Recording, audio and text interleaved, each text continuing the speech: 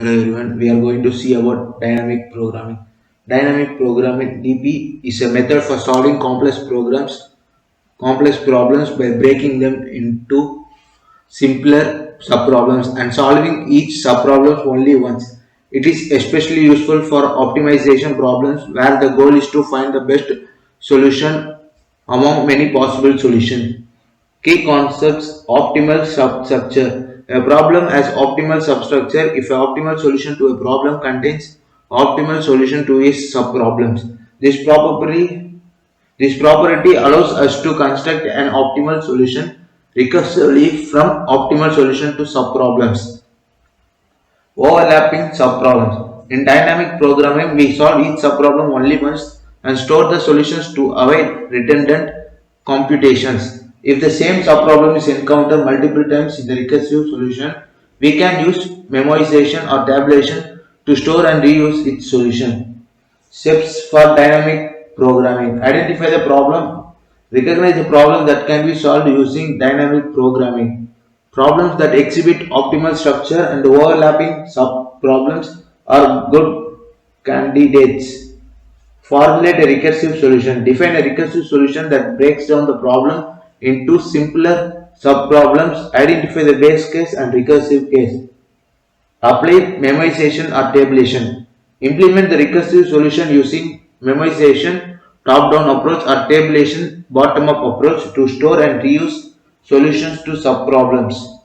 Optimize the solution. Dynamic programming often involves finding an optimal solution among many possible solutions. Use techniques such as greedy algorithm or other optimization strategies to improve the efficiency of the solution. Now I will explain the code of Fibonacci series. To compute the nth Fibonacci series using dynamic programming, we can use either a bottom-up or tabulation or top-down memorization approach. Here I will demonstrate the bottom-up approach using tabulation.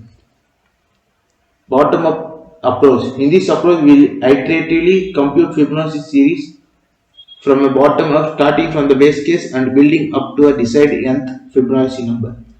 First, I am going to start the coding. For this, I have created a file called Fibonacci.java and I am going to write the code public class Fibonacci.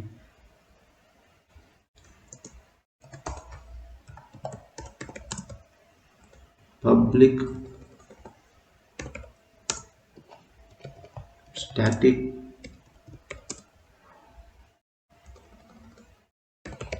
int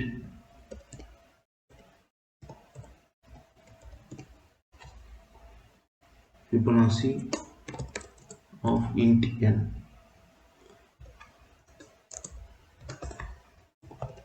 If n is less than or equal to 1, return n. If the base case f of 0 equal to 0 and f of 1 equal to 1.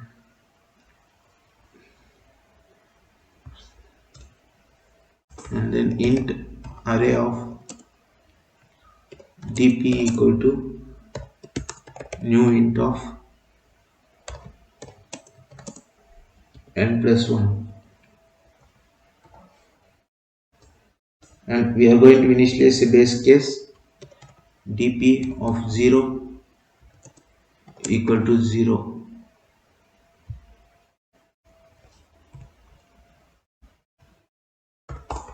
and dp of 1 equal to 1, and we are going to compute a Fibonacci number from the bottom up for int I equal to 2, I less than equal to n I plus plus.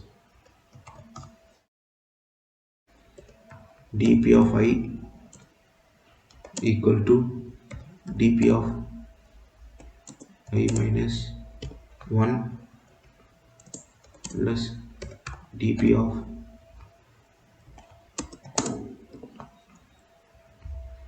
I minus 2,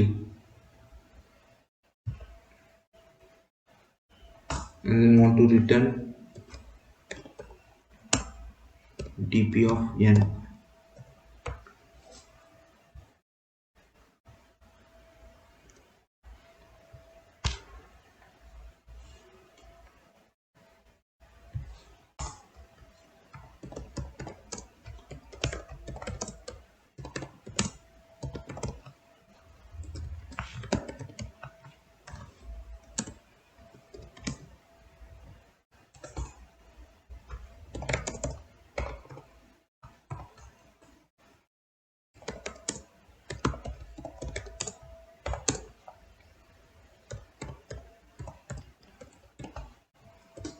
Fibonacci of n number, and then we want to print system dot out dot print ln the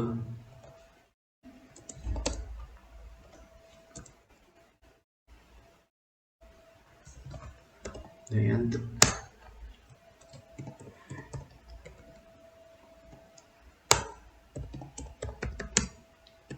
number is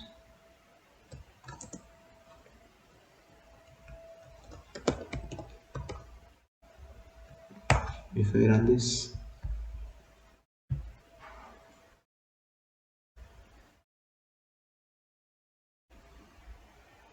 See, the nth Fibonacci number is 55.